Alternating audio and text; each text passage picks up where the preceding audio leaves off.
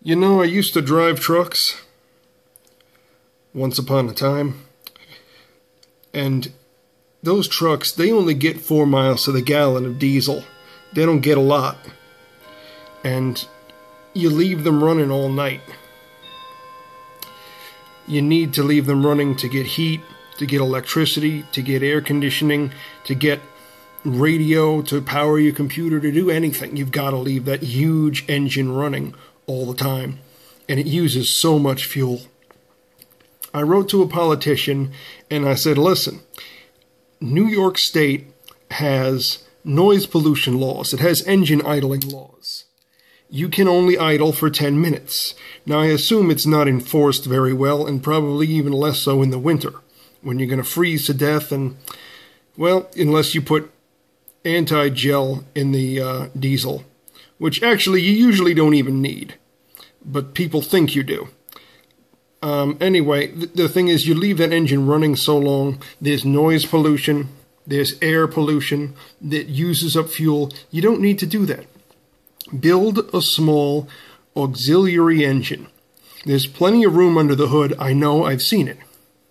Build a small auxiliary engine that runs off diesel fuel, that will give you heat, that will give you electricity, that'll give you whatever you need. A simple, small, quiet, 2-piston engine that'll just run everything you need. You can shut off the main engine and you'll save fuel.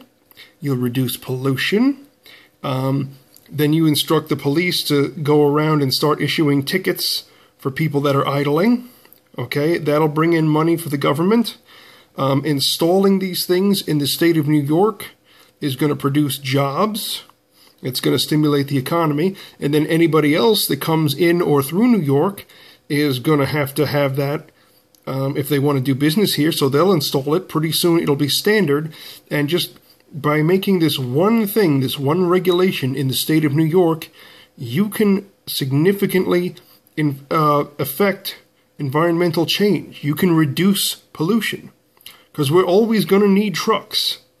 We don't have enough trains. You need trucks to get all those things, all the fruits and vegetables and products where they need to go. And quite frankly, when I drove for one company, I'm not going to say which, but it's one of the top 10 in the nation, they had a fuel bonus that most people didn't win. I mean, you had first, second, and third place, but you had a fleet of thousands of people. If you save the company $100 in fuel, you should get $20 bonus, $50 bonus. You know, you should get some of it, not just get an award if you're the best. Because there are people that would shut down their engines and freeze at night. And even one crazy guy, he would shut down his engine and coast down the hill. And then people would get so mad that they would leave the truck running even if they didn't need to.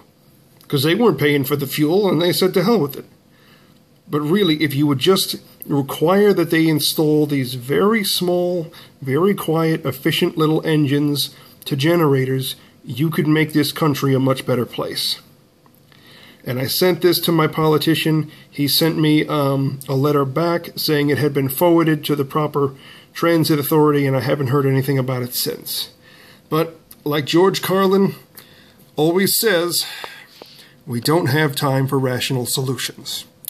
I hope somebody will see this and do something about it, because I think I've done just about all I can do.